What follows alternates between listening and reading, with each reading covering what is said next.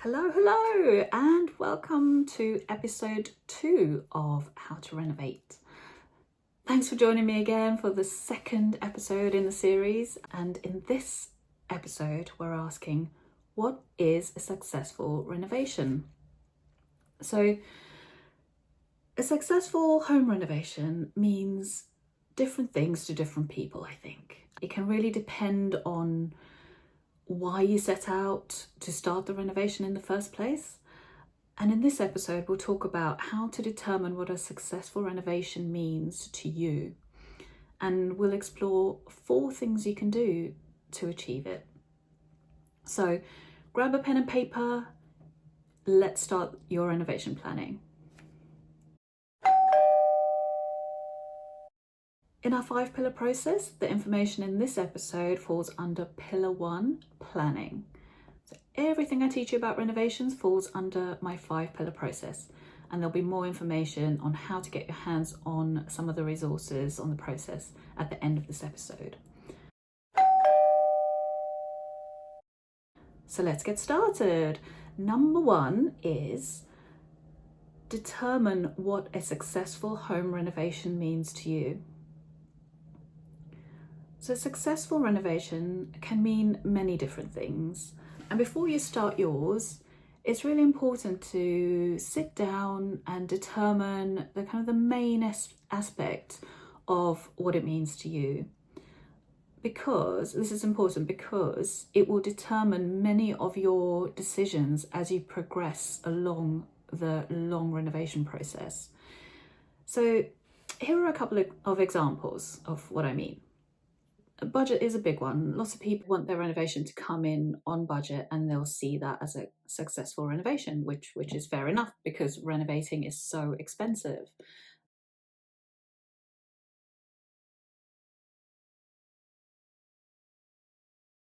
As you move through the process, your main decisions throughout may be around the size of this and the scope of the project that you can afford for your budget or the money you have.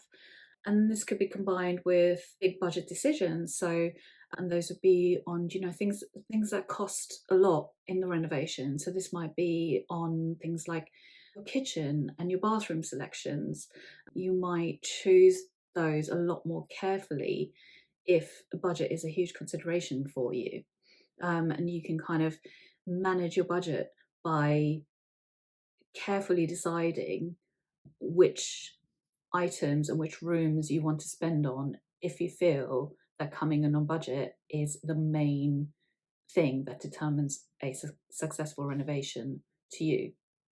Another example is a successful renovation to you might mean that your home is multifunctional.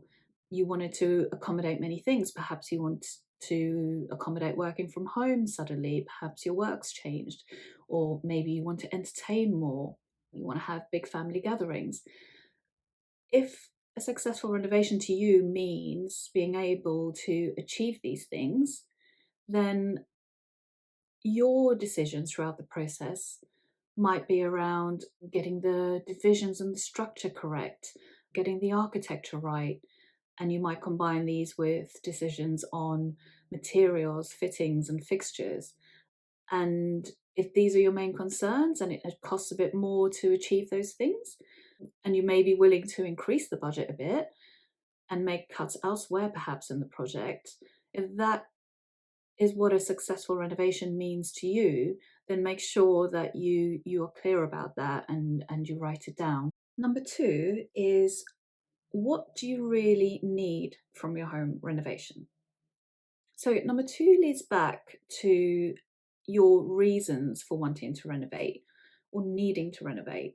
What do you really need from your home renovation? People renovate for so many different reasons. They renovate to bring family together, perhaps for disability, for old age, for well-being, creating a space to work from, to accommodate a hobby. And lots of these things, incorporating them into your renovation, the ultimate goal really is to just bring a bit more freedom and a bit more ease into your lifestyle. People renovate because they might be expecting a new baby, they might need an extra bedroom. parents might be moving in and they want to add a self-contained section to their home. Or like I said, if you're suddenly having to work from home and you need to create a separate space to do that, you might just want to create a space to invite people to bring people together and hold big family gatherings.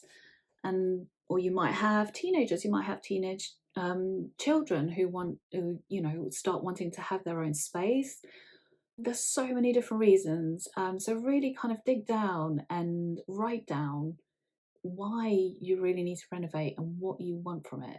It might even be just because you've bought a fixer-upper and the whole thing needs redoing. So determine what is important to you and whoever else lives with you. And I would always say write it down. Maybe do a brainstorming session together. This really is a good place to start planning your renovation. You could even get into some of the finer details at this stage, like exactly which rooms you want to add or to change, or the ideal sizes of the rooms, how much storage you need.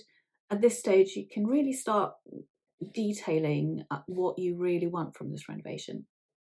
And knowing why you are renovating and keeping that in mind throughout the entire renovation process, it will guide you through the many, many tricky decisions that you will have to make along the way. Believe me, I know that when you're in the thick of it and you're having to make decisions every single day, having your renovation why set out on paper will really help you make those important decisions. Okay, so let's move on to number 3. Number 3 is make a list. So once you've determined numbers 1 and 2, you're really well on your way. You've already determined what the main aspect of a successful renovation means to you. And you know what you really want from your renovation or what you really need from your renovation. So with this knowledge, you can expand on it by writing a list of a few further aspects that would determine what a successful renovation is for you. And these really form your goals for the entire renovation and what you really want from it and from your dream home. To give you some ideas, here are a few important aspects that determine what a successful renovation means to me. So whether I'm working on a renovation for a client or for myself, I always aim for the following: that it's close to the budget set out, it's close to the time frame set out, it's a home that really suits its inhabitants' tastes, but above all, it has to be functional for them. It has as high a quality of finish and workmanship as the budget allows. And I always really like to end with really good relationships with my contractors and my trades I've worked with as well. And that brings us nicely to number 4. So number 4 is start at the end. So having a list of your end goals before you start your renovation means that you are starting at the end, which means you have a clearly laid out vision and a priority for why you're embarking on renovation. And that can really guide you all the way through your renovation process. This list you'll make, it also serves as part of a very, very useful brief for your architect or designer, if you're using one, because it really does let them know that you've thought very carefully about why you're doing the renovation and what you want from it. And it lays it out in really clear terms what your expectations are for the project. Oh, believe me, when you are neck deep in decision making and in full swing with a build phase and you have contractors asking you questions every single day, this list and these things you write down from this lesson, it will be very helpful to refer back to. It will really guide you through. It will help you make better decisions on your budget, like where to spend, where to save, always remembering what's important to you and why you're doing the renovation in the first place. It would also help you with your timings and your team selection. So doing all of this will really get you closer to your definition of a successful home renovation. I hope that that's helpful. I really, really recommend that you dig deep and you go through this lesson and kind of make your notes, make your list, because it will be such a valuable thing to have before you start renovating. So that's it for episode 2, guys, and I really hope to see you next week for episode 3. Have a good rest of the week, and I'll see you there. Bye for now. For more information on my 5-pillar process for successful renovation, you can go directly to southplacestudio.com/pillars, where you'll find an introduction to the process and what each pillar covers.